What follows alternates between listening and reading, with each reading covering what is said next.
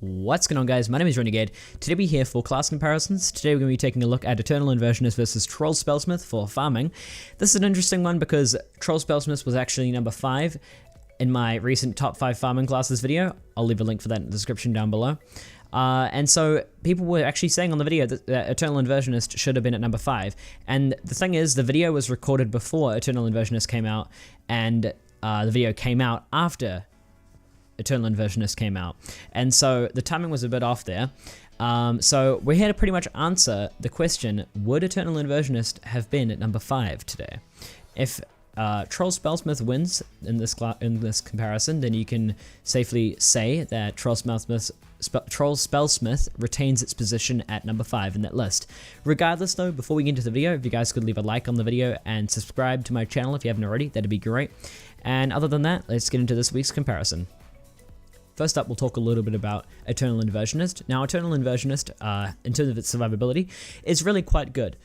I wouldn't say it's amazing. There are some battles you can't take on with this class, but generally, in terms of the vast majority of farming in AQW is going to be A-OK in terms of Eternal Inversionist survivability.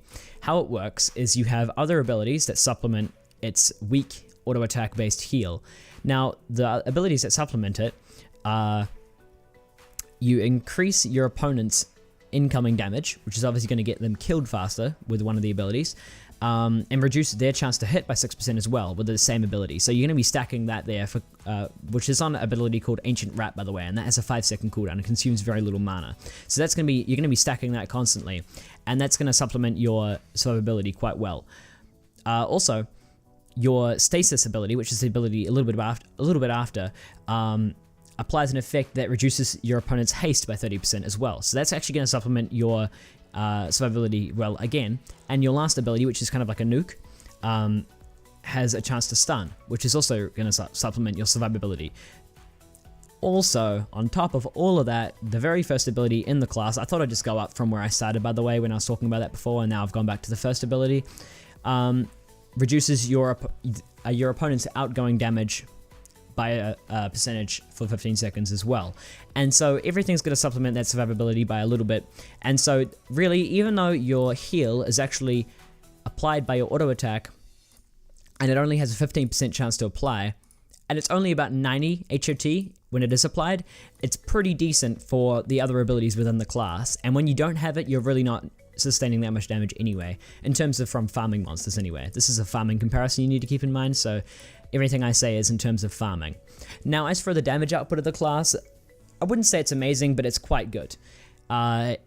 It's very much consistent. Every single ability in the class is AoE, except the auto attack. So the damage to all the enemies that are attacking you and that you're in combat with, it's going to be sustained. You're not going to be attacking one monster more than more, you know, like more than others, sorry. More than more, that's just strange. And so you really are just dealing just a relatively good amount of damage. There's really no way to describe it. It's just small DOTs, relatively small hits, but they're sustained and they're consistent. So, and that's what really matters. This class damage output is relatively good. It's really quite a good farming class in terms of its reliability, its survivability. Yeah, it's just a really good farming class. We'll now move on to talk about Troll Spellsmith, and then we'll get into the final conclusion, I should say, not comparison, conclusion. As for Troll Spellsmith has its fair share of issues as well as its advantages.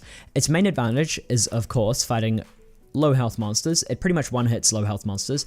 What you can do is you can stack Sigil 5 times, which is its last stacking ability that buffs the other abilities in the class. You stack that 5 times, and what it essentially does is makes your first ability, which is called Energy Arc, deal very large damage. It's about 4k, it's actually more like 3.4k crit and about 1.3k non-crit. That 1.3k non-crit is an important number because that's what you can rely on the class to do, you know, like reliably. And so you really are gonna one-hit a lot of monsters that you need to be farming, especially for, like, I guess Nulgath related items and stuff. Those sort of items often have quite small health monsters that you come up against. But even considering that large amount of damage, the damage output is actually quite low on this class. The reason for that is that's its only AoE ability. Its other abilities either don't deal any damage at all, or a single target. It has one other attacking ability apart from its auto attack, and that's its second ability called Frost Flame, and this actually deals pretty high damage. It's about the same amount as your first ability, except it's only on one target. So you can sort of take out one target pretty well, if you use Energy Arc and Frost Flame in quick succession, you can take out one enemy, but then you're left with 3 other enemies if you got, just say you're attacking 4 enemies. If you're attacking 4 enemies, you kill one with the 2 quick succession abilities, and then you're left with 3 other enemies attacking you. And that's where it comes in that your healing really isn't good enough. What I mean by that is Weakness Sigil, which is your sigil buff thing, heals you as well. And so that's how you pretty much get all your healing. Now, its heal is around 200 non-crit and around 600 crit. And it's every 5 seconds. So it's really quite weak in terms of its sustainability and reliability. It also consumes 20 mana, so that you need to keep that in consideration as well. There is one more ability I haven't talked about yet, and that's Energy Drain. Energy Drain is something you kind of want to avoid, but some people want to use it. What it does is essentially makes you weaker, damages yourself, but gives you mana back. That's pretty much it. So the mana regeneration on this class is actually perfect. You don't really run into mana issues because you can sort of just use that. But regardless, we'll now talk about the 2 classes compared. Okay, so we'll now talk about the 2 classes compared. Now, I've actually re-recorded this little segment 3 or 4 times now, and the reason why is because I neglected to realize earlier in the video that Eternal Inversionist's last nuke ability, even though it has a 20-second cooldown, it is actually guaranteed to crit and cannot miss. So it's actually better than Troll Spellsmith's nuke ability. Troll Spellsmith's nuke ability can miss, it can crit, and it can non-crit. And when it non-crits, it deals less damage than Eternal Inversionist's crit. So Troll Spellsmith has lost all advantages over Eternal Inversionist, so I'm crowning Eternal Inversionist winner. Eternal Inversionist has a better nuke, in my opinion. Troll Spellsmith can get higher crits, but they're so unreliable that it's like, why would you say that Troll Spellsmith is better based on a single crit that could occur in a group of 4 monsters? You get 1 crit, so what? You still have to kill the other 3 monsters, and you're now waiting for this cooldown to happen, while Eternal Inversionist is just dealing consistent damage. You just bang, bang, bang. Troll Spellsmith really doesn't have very good survivability in comparison to Eternal Inversionist. It's okay, it can sustain most farming battles, but Eternal Inversionist is just so reliable in terms of no mana issues, no health issues, good damage output. It's a really, really solid farming class, and I actually should probably take it through the comparisons against all the other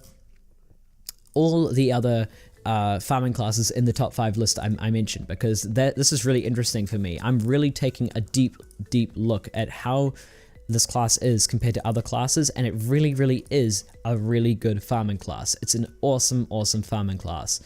It really is almost like Chunin, but just better.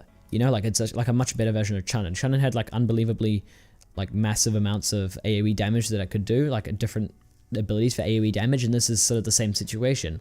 So it's really, really interesting to see this class is being so good at farming.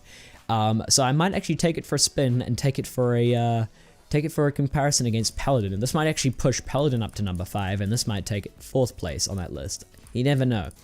Either way, guys, I hope you did enjoy. If you did, leave a like, subscribe if you haven't already, and I will see you guys in the next video. Peace.